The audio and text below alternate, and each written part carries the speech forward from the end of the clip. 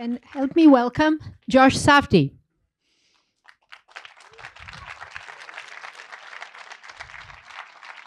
Hello, everybody. I'm not moving the computer because I worry about it, but it's a full room. Okay. It's sold out. Listen, last time someone told me that, they accidentally turned the camera at the end, and there was like 3 or 4 people. No, They had a you can speaker hear just like them. that. They had a speaker that was like as an applause, and so I believed it. There was a Japanese. There used to be a telephone booth in Japan that was an excuse phone. So if you were like having an affair, you could put like the sound of an airport, say, "Honey, I'm sorry, I'm at the airport right now." And you're It's not the case. So, but we okay, do all have right. a flimsy connection. So you're just going to look at me, and then listen to Giulia, some. Giulia, I believe you. You never lie to me. No, I never did. So, what was about the world of table tennis in the 40s and in the post-war New York that strike your imagination? Well, it's complicated. The origins of the story are very complicated. It kind of came in tandem with the chasing of a dream, the relentless dream that I had to make my last film, Uncut Gems, which was 10-year journey. And every step of the way, I was ridiculed. No one believed in it. I couldn't get Adam Sandler to even engage with me. I was slowly starting at Adam Sandler. Next thing you know, you're like trying to convince somebody that some diamond dealer on 47th Street is the right person to be the lead of a movie that you're asking for millions of dollars for.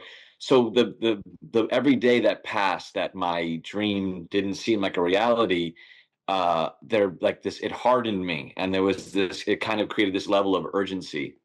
And then towards the end of that journey, my wife, who's a producer on the film, Sarah Hossein, she bought me a book, which was about this world. It was written by a character named Marty Reisman, and he kind of opened my eyes to this world of these outsiders and these outcasts who had this dream that no one believed in.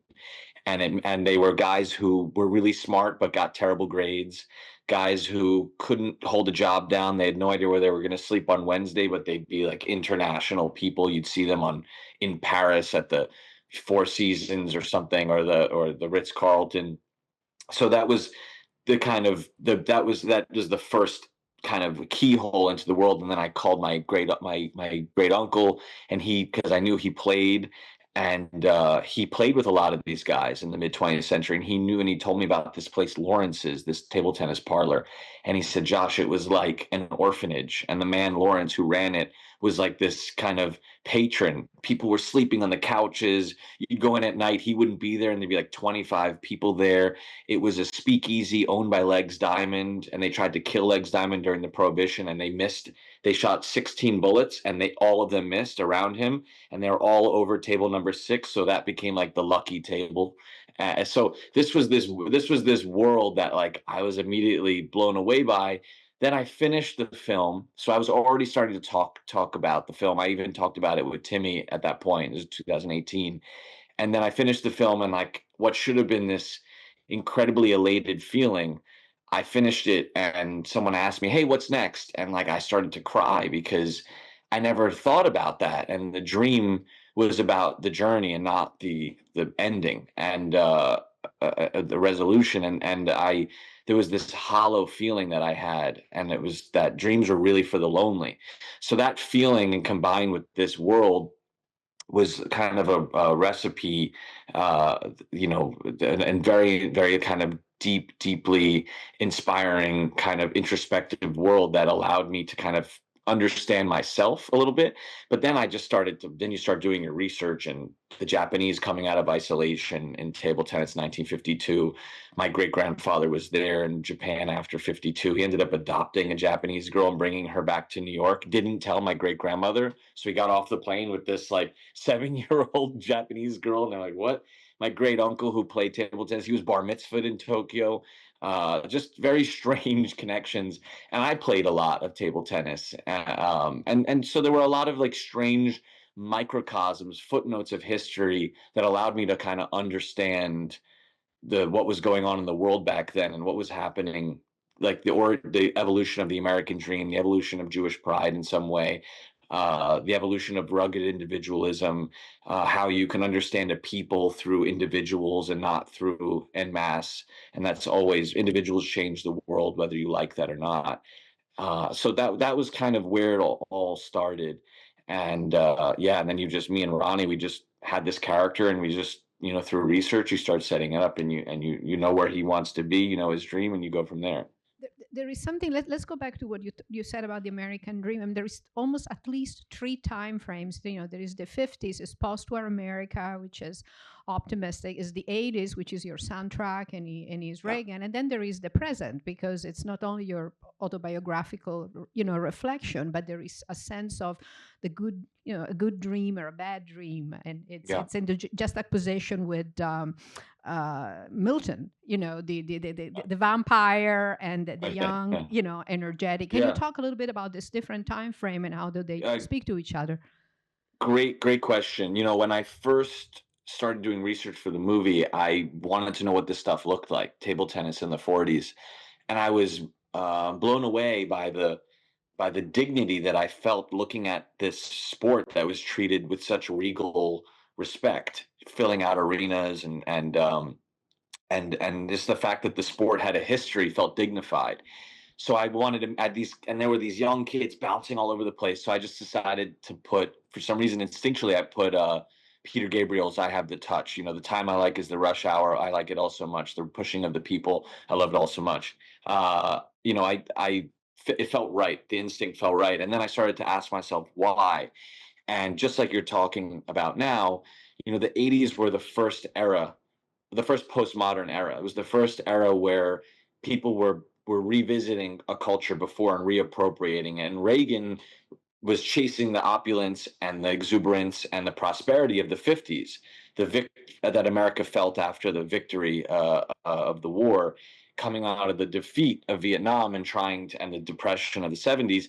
He was basically saying, like, in a nostalgic sense, the American dream became put in air quotes, which became, once you put anything in a meta-ironic place, it becomes harder to reach in some way.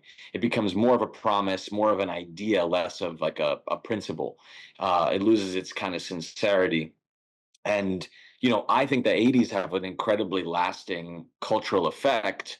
The 80s were revisiting the 50s. Look at Back to the Future was literally the 80s going back to the 50s. You saw, kind of pompadours in hairstyle. You saw it in fashion. You saw it in music. You saw the last great modern movement of music in terms of this kind of new wave pop, this synthetic electronic movement.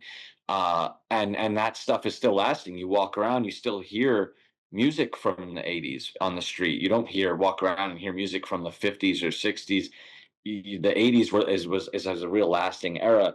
And I think now, we know obviously that our president, our current president, used "Make America Great Again" as his slogan, which was Reagan's slogan. So I think that culture, ever since the 80s, now is just cycling. Every 5 or 10 years, it picks a new generation or era to kind of cycle through, and we're just eating our own tail. And that's the general concept of this kind of theory that's really particulated to music, called hauntology. And it's this idea that, like, the past haunts the present and the present haunts the past, or the future haunts the past and the past haunts the future. And I've just always been fascinated by that, and what using nostalgia can be. The very essence of a period piece is that, going back and revisiting the past as a present tense. So I was, sonically, I thought it was the most interesting way to tap into that and make it feel mythic and legendary and oddly kind of present, because you couldn't place it.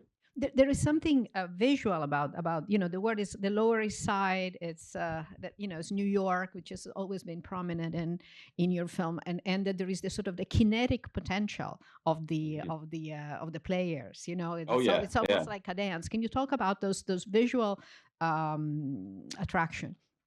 Yeah, like that Peter Gabriel track, "The Time I Like Is the Rush Hour," because I like the rush. There was this interesting correlation between all of these players, like Lou Pagliaro, Saul Schiff, Bob Gusakoff. These names are amazing. Marty Reisman, Dickie Miles, who would go over to my great uncle's house and play. They would, after Shabbat dinner, they would clear the table and he would play table tennis. Incredible stories, but these guys were all from the Lower East Side. They were they were so determined to get out of where they were from. They were such big dreamers and so that there was this hustle and bustle amongst them at all times. And the sport, they were all attracted to the sport, because it was cheap to play. But this sport was, I mean, the word, I don't like even saying ping pong because I feel like it's a derogatory term. It's designed to humiliate the sport. It's the words, the way they sound, ping pong. It's like it was the word. It's like Q-tip. The word only exists to sell a product. It was a toy. Ping pong was a toy. Table tennis was the sport invented by kind of like lazy British people in India during like the end of their kind of reign there. And I think that the term ping pong in general, the reason why it's stuck is you often hear that being described as someone's using a descriptive in a story, like I was ping ponging left and right, going from this conversation to that conversation. And it's more associated with chaos than it is with the sport. And I had ADD, so I loved playing it because it demanded a really intense amount of focus and precision. And if you lift your eye and focus off of the ball for a millisecond, you're screwed because it's like hyperspeed chess in a weird way. So I thought that there was this incredible link between the urgency of these guys' lives and the urgency of the sport itself. And you mentioned dance, like Baryshnikov was as much of an inspiration for Timmy as was Michael Jordan in terms of like aspiring for greatness and athletic prowess. But it really was a dance. I went through thousands of hours of footage with my choreographer, Diego Scoff, going back to the 40s up until the Olympics last year, from what I found to be the most dance-like quality points, ones that had long rallies and understanding what kind of style and flair this main character had, and trying to find it in examples. And we would Frankenstein these points. We'd take like two back and forths from 1952, and then it would hard cut in our video Bible to like a point from 2003, and then it would go back to a 70s point in one little video clip. And then Timmy and Koto had to memorize that, and it was very, very difficult. You said I'm gonna give it to the floor one minute. You said that you started to talk to Timmy about this project like in 2008. When you 2018, sorry. Yeah. When you met, he was just before Call Me by Your Name, so he hadn't exploded. No, I met him in 2017, actually, at the premiere of Good Time, and an agent came up to me. And I hope there's no agents in the room because I'm going to be quite disparaging for a second. They had this agent came up to me and he said, oh, I want to introduce you to the next big superstar. And I've heard that a lot, and it's obnoxious, but I'm going to meet everybody. I don't care. Superstar, I can meet a superstar on the street. It has nothing to do with like celebrity or fame or an aspiring actor. So I went and met this kid, and he was in the corner of the room with his buddy, and he was present, but he was not where he wanted to be. And he had these big eyes, and he was intense. He was very intense. And he had this supreme vision of himself. He was Timmy Supreme, and it was like so obvious. And we kind of we kept in touch with him. And then 4 months later, I went to go see Call Me by Your Name. And what I was blown away by with his performance in that film is that he has like a larger than life realism. That's how he acts in an iconic way. And he took what could have been a small film, but his style of acting expanded the walls, and made it a much bigger film, like high fidelity sound, like speakers that can redefine the space that you're in. And I was blown away by it. And then afterwards at the New York Film Festival, he was doing the Q&A, and he couldn't sit still. He was bopping back and forth, and he fell off the chair onto the floor. And the entire 1,200 people were all hysterically laughing, but we were laughing all with him. Like we were all his personal guests because we felt so intimately close to him. And the energy that I met this kid, and I'm watching this moment when he's becoming a star. And then I just watched him. We stayed in touch, and I kind of have watched him become who he is now. And, you know, in a way, when I'm casting somebody, again, I don't care if they have one line or 1,000 lines in the movie, you're casting someone's essence, and you're using to get a performance out of that person. You're going to take their essence and you're going to create a fictional character, and you're going to have them express themselves through that character. That's what I do with writing. So I want an actor to kind of do that as well, but you have to understand the essence. It's a documentary, and I don't care. Every movie is a documentary on some level.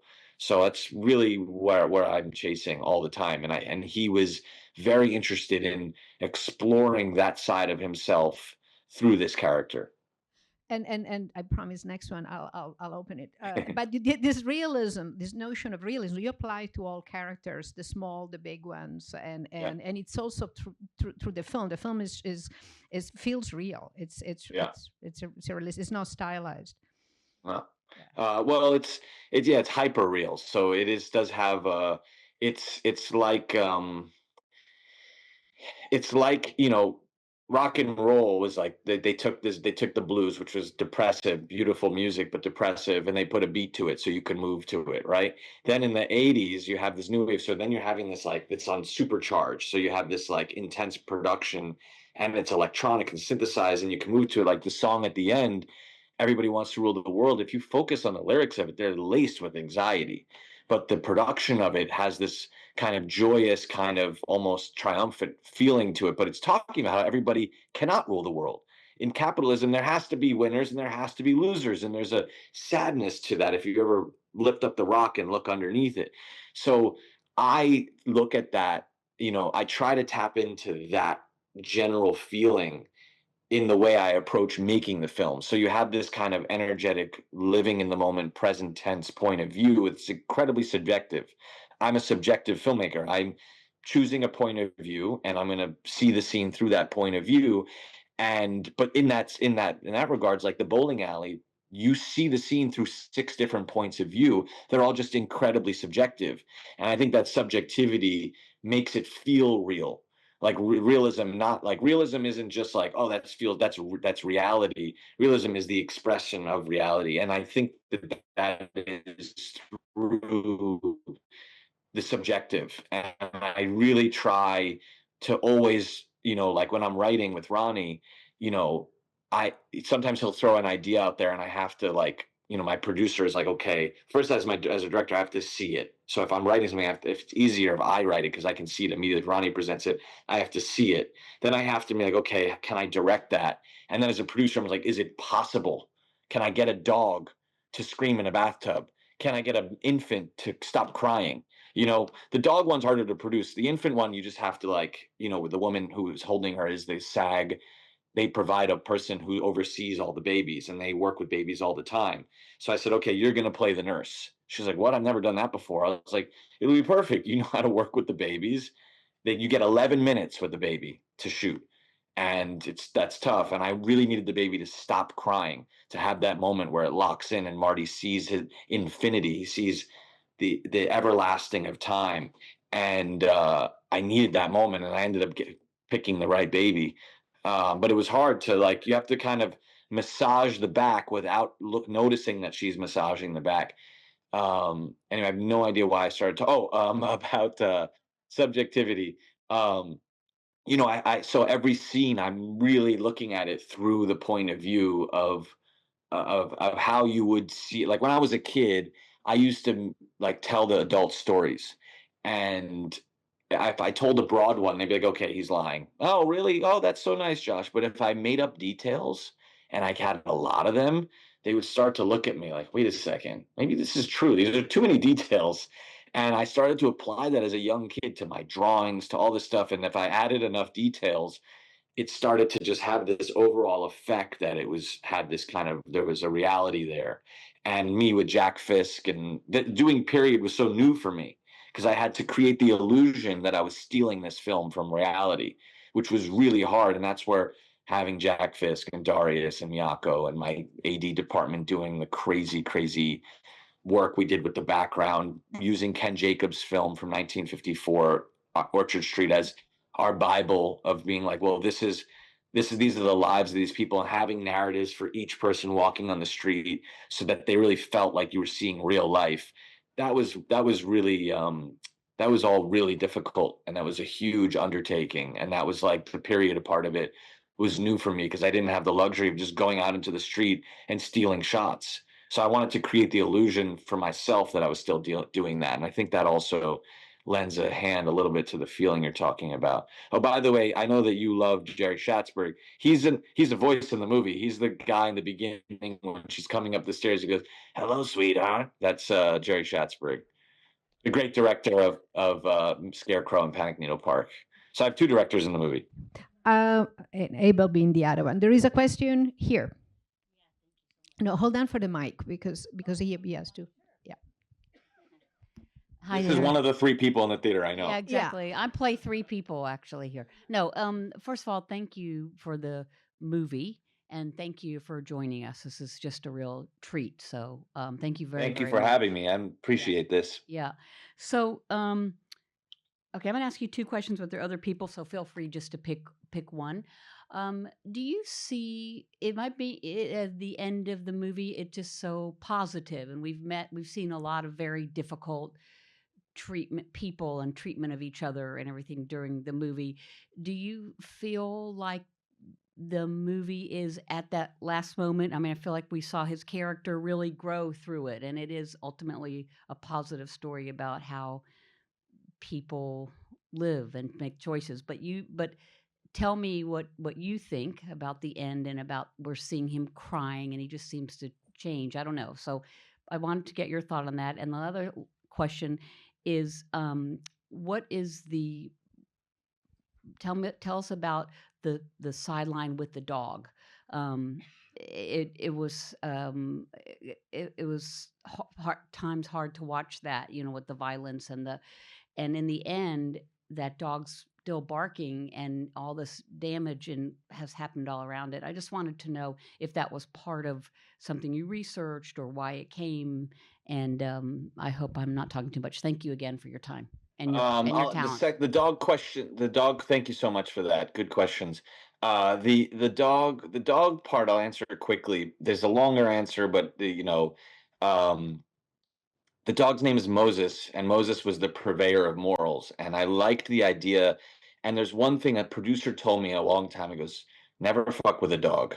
People don't like that. You can kill 150 people in a movie if you even go near a dog. People can't handle that. And I think it's on some level, the dog does not know it's being in a movie. I remember the animal trainer said to me, I was like, all right, well, in this scene, can the dog act like, well, let's stop you right there, Josh. Dogs cannot act. They can do. That's what they do. They just do. We can train them to do stuff and trick it and make it look like they're acting. So I had them train the dog, and basically it hates being in water. So they trained it to start doing this call out while it was stuck in the water. So then you get that shot of it underneath the tub or underneath the tub. They're behind it, holding it in the water. But I think, what Ronnie and I were interested in doing, and obviously who knows where an idea comes from. That's what it's so magical thing, ideas. They're somewhere in the consciousness. They're tied to some psychological thing or psychiatric thing. But a dog, Moses, we called him Moses because he is the purveyor of morals. And I do think that because on some level, that dog does not know it's in a movie, it feels, and there's something kind of period and timeless about animals. Like if you look closely, there's a shot of a fly in the drain when he's pumping the necklace out from it. That fly has no idea that it's in a movie. So it's like there's something really interesting about animals in film in general. It puts you in a spot where you're on a subconscious level, you're like thinking about the film. But to answer your first question, for a long time, I'm 41. So my first film I made, I can't even believe I made the movie when I did. I was a kid basically. But for a long time, I believed that people couldn't change. And that changed inside of me over the last kind of 6 or 7 years. I started to realize that change is possible, but it takes, like the greatest agents of change are dreams. I think dreams are an attempt to control your fate. The movie's like a heist film in a way. It's like dreams are heists on fate.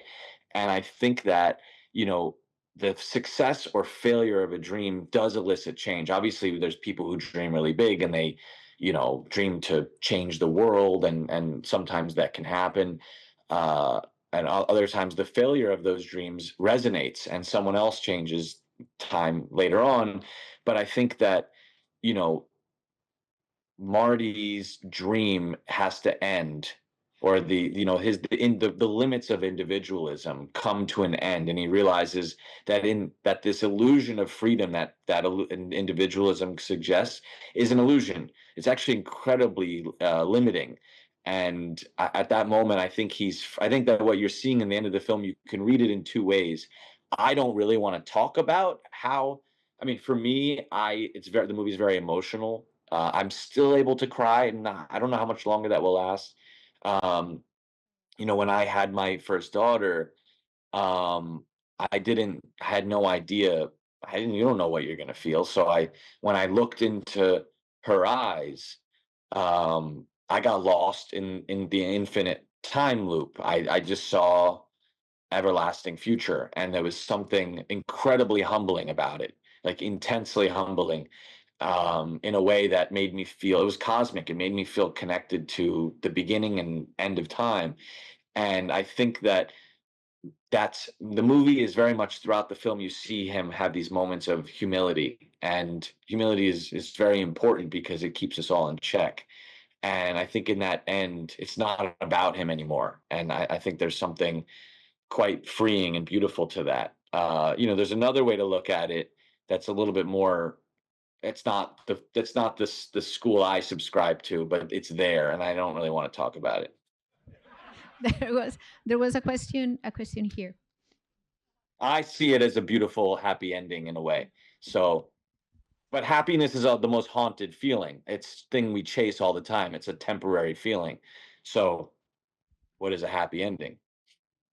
Thank you. And I'm the second person in this movie theater. There really are two Oh my others God. waiting for you.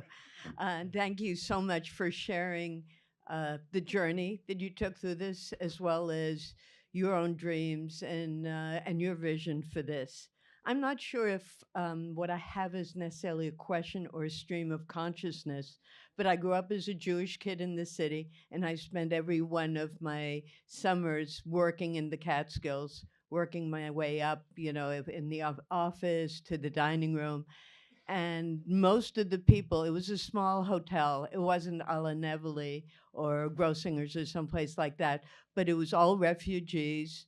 Most of the people who were there as guests still had the numbers on their forearms from the concentration camps. Typically, the guest was 70, 80 years old. This is in the 60s, 70s that I worked there. But also the generation after them, many of the people with children of these Holocaust survivors, or their parents had been. And table tennis became the great leveler. I would see people every night in the game room, because we didn't have a really sophisticated game room. We didn't have a pool table. We had, I think, one pinball machine, but there were 4 table tennis tables. And it was amazing to see the same people who would order prunes and hot water from me in the morning come out and be really competitive. And they came from Yeah. all walks of life. Many of Yeah. them had come over as refugees and started huge companies, successful companies, some of them on the Lower East Side, some of them in big business, and then some of them, you really scraped together the money so that they could spend a vacation every summer. And it just really made me just think back to those times, and it was a big equalizer, because no matter how poor they were, no matter how successful they were, they were very competitive. Well, it is, the sport, it is what I liked about it, and my attraction to it, at least from a cinematic standpoint, it's just two people at a table with a paddle, and it's just it's a dialogue between two people. But just to comment a little bit on that story that you see in the film with the honey, that's a true story. In your crazy research, you end up finding these beautiful little stories about. There was a Hungarian player who was a champion player in the 30s and early, and then he was in Dachau, and he was spared. That he was on his way to extermination, to being incinerated, and a Nazi officer recognized him, pulled him aside, and said, "I know you. I was at this game where he had this record point that lasted an hour long." And they loved him. So then he would play table tennis with all the officers, and he would, play really hard, and then he was very smart. A lot of these players had, again, like I said, high IQs, and what you saw is me and Ronnie changed it a little bit, but that's mostly what the story is. And I found I learned more about the Holocaust through that small little story than I have about reading, about watching entire movies about the Holocaust. There's something about the camaraderie, the destitute quality to it, the pack mentality of like survival. I think it then speaks to Marty's survival guilt, to the silent generation. Kind of, we're too young there, especially Americans. My grandmother, like when Hitler invaded, she was in Williamsburg when Hitler invaded when Paris, she was scared that he was coming to America next and she was going to be gone. So it was a interesting time, in particular, obviously for young people. And I think that the survival of it did add a level. It was like kind of like the pride of the Jewish pride kind of spawned out of that in like kind of a more conscious way. And I think that the anxiety that comes from table tennis when you watch it does play out. Like the Jewish experience is like, and generally there's a general neurosis and anxiety there, because on a subconscious level there's a threat to existence, and nomadic, your stuff is going to be taken away from you, you're going to have to move on the overnight. My grandparents and my grandparents actually in Syria overnight had to leave. Literally it was good mayhem. So it's just, these things are baked into it. But I will say one thing that made me think of, just because you mentioned people having businesses and successful ones. Another reason why you hear 80s music in the film is Marty. At one point, Ronnie and I wrote a whole, under the credits, you were going to see his entire life from the moment the child was born up until 1986, when he's at a concert with his granddaughter. Tears for Fears watching Everybody Wants to Rule the World. So in a way, the movie is told from the point of view of this man looking back at his younger self. I think the movie is really like what the feeling you have when you see pictures of your parents before you were born. That feeling of like, what was that? I wasn't there. What was their purpose? What were they doing? What were their lives like? Here. Do I have to? Oh, thank you. Thank you so much. Listening to this is just great, even after that amazing film. This is a very simple question. This is a process question that I have for you. You mentioned casting several times, and I could not help but notice the beautiful casting of so many of your characters. Was that on the written page, or was there a charge to your casting agent that brought those to your film? Well, I have an incredible casting director who I've worked with for 15 years now, and her name is Jennifer Venditti. She's a genius. She's a documentarian first, and a humanist, humanist first, documentarian second, and then casting director, which she's become kind of one of the best working. She just looks at all people, whether they're professional actors, famous or not, real people. They're all the same, which is how I kind of look at them. It's kind of how you have to. And I wrote Timmy's character for him. I wrote Tyler's character, Wally, for him. I wrote Abel's character for him, Abel Ferrara's character, the Jewish gangster Ezra. And I wrote Gwyneth's character for her. And I chased her for like 5 years. And finally got into her house, and Marty Mauser begged her to do the film, and all I had was an intense character biography, which was kind of a mashup of Ruby Keeler and Grace Kelly, and she just was like super into it. And then I left, and Hollywood, they do this thing where maybe there's some Hollywood people in the theater, I don't know, you never know, and they say, oh, the assistant comes in after like 15 minutes and go, oh, your 1:30 is ready, do you want me to push, or do you want to like take it? Like, oh, if they're enjoying the meeting, they'll say it's okay, you can push it. There's no 1:30. It's just it's a little safeguard. And she pushed it 4 times. So I was like, all right, I'm in. There's no here. So I wrote for those people, and then Jen starts making. I'll share stuff with her pretty early on, like character biographies. So she'll start making suggestions, and then I can then rewrite. So some characters you write just from inside your imagination, and then you cast them, and then you go back and you kind of tailor them to the people. And then some people you write dialogue, and you're like, I'm just going to find a better person who's just going to say these lines much better than I could ever write them. But Ronnie and I go through such great lengths to write our dialogue, and then I'm trying to chase real life on set, so I'm doing many takes to try to get at a big feeling with a real person, or Timmy. And then oftentimes Timmy, I'll be like, well, let's forget about the dialogue. It's like, I like the dialogue. I want to say your dialogue. So it's funny when you come into that when you get into when I end up coming up against that wall. But I do end up, like, again, through the conversation with my casting director, I'll tell her the backstory uh to his father, his uncle's store, and how he got the store because he was a horse bettor, and some guy owed him money, and he ended up inheriting the store and then built it up to Norkin's family shoes. And when she heard horse bettor, she's like, oh, let's get Ralph Colucci, who plays Lloyd. He's just a horse bettor from Aqueduct Racetrack. And he's an incredible character, and he's amazing, and he's got a vulnerability to him. And I'd worked with him very, very briefly at one line in Uncut Gems, and I was like, oh, this guy's got so much more to him. And he's just one of these people who's incapable of not being himself, which is hard to do.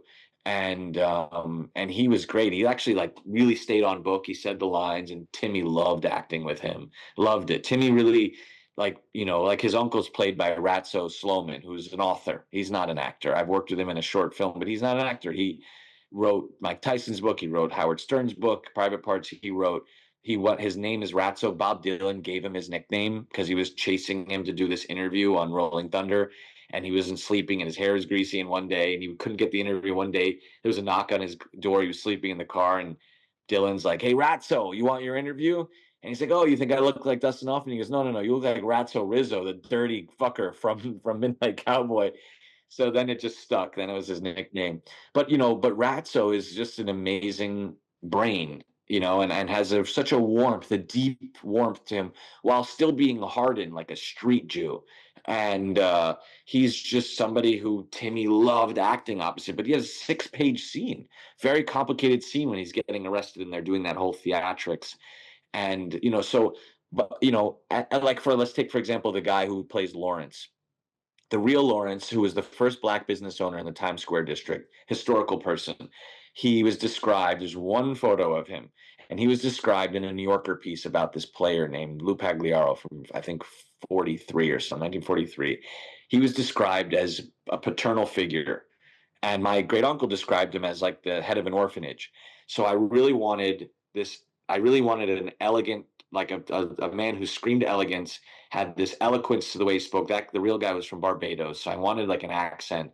And I had met George Gervin, the NBA Hall of Famer named Iceman.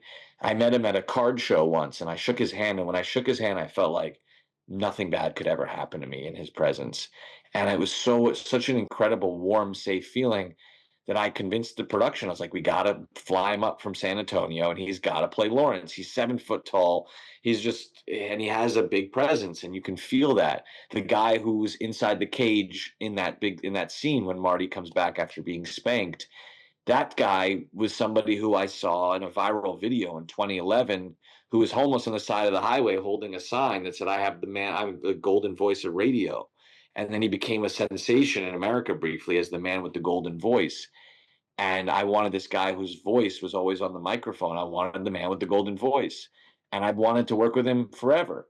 Abel Ferrara is somebody, when you cast somebody, and then we'll move on.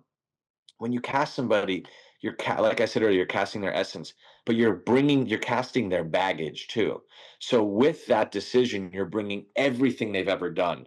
And someone like Kevin O'Leary, like from Shark Tank, he represents the American dream, the cold corporate greed. He represents corporate colonialism. He is just this kind of in quotes American dreamer. And when he shows up on screen, he doesn't have to open his mouth. You know his character. And you want that with everybody, whether you know who they are or not. Gwyneth obviously is an obvious one. Casting a movie star who hasn't acted in a while. You casting a movie star who hasn't acted in a while. It's not. I'm kind of stupid sometimes when it comes to that, but it's so casting does so much for you as a director.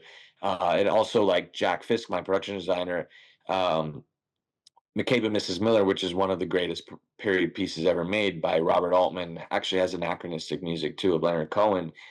They treated the extras like production design, so that the sets weren't alive until the production designer went into town and got all these guys from a bar who were hammered and brought them to the set and put them in period clothing, and then they're just on the set drunk, being loud, and Warren Beatty's like, tell them to shut up, you know.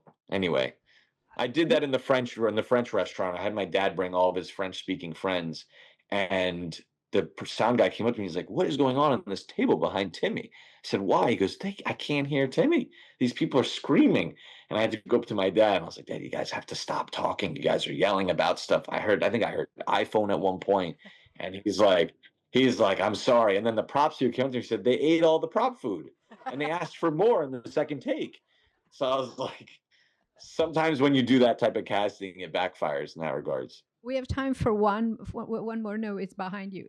You and okay. So one more last, and it has to be short. Okay. Because I'll have to give my answer short too. I'll make it real quick. I guess I'm curious about your theory of rhetoric. Very often in movies you hear, oh, someone's got to save the cat. They got to be a good guy. You want to root for them. He fails to save the dog and commits armed robbery and does all these things, bad choices that are agonizing to watch. Did you ever worry about the rhetoric with him, or did you know people would be with him for the ride the whole way, no matter what? Yeah, you can't really think about it. The concept of an anti-hero I never understood that term, because there's an implicit irony in that, because look, I grew up with some flawed people in my life, and I had no choice but to look up to them. And I think that has informed the empathy of which I kind of view people. Sometimes it's bad. Sometimes it gets you into trouble because you can fall in love with somebody who's going to hurt you in some way. But in a way, it opens your heart up, and it allows you to kind of see somebody for their good, and kind of brush away some of the bad stuff, because unless they're an evil person. The difference between an evil person and a bad person is an evil person is a bad person with courage, that's scary. But I have this feeling that people can be inherently kind of good, like more or less. And Ronnie and I, when we're writing, we never think about that stuff. We think about where this person is at that moment in their life, what the world is like around them, what is their dream, what is their goal. And like I said at the beginning of this talk, Marty is incredibly hardened by the ridicule that he has to endure every day, by the fact that this thing that he was put on earth to be the greatest at is a laughing stock to most people. No one takes it seriously. And it's like a joke. It's like a cosmic joke. He was plagued with being the best at something that means nothing, that does nothing for him.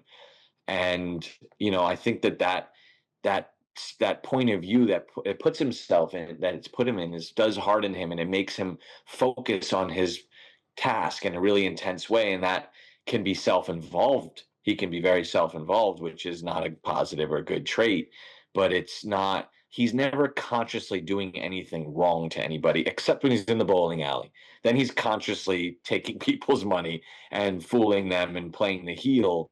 But there's a certain sort of, then when you write in that these guys are a bunch of secret racists, there's that, and it kind of helps you a little bit, but it's still, in the end of the day, it's wrong to steal money from people like that. Every once in a while, Ronnie and I will be like, well, he doesn't really do anything wrong, and we'll go through each one, and there's some logic. Okay, well, there's not, I see, okay, maybe there's a reason for that, blah blah blah, blah. And you go through each one, and then you always get to the bowling. It's like, no, he's just stealing money there. That's not right.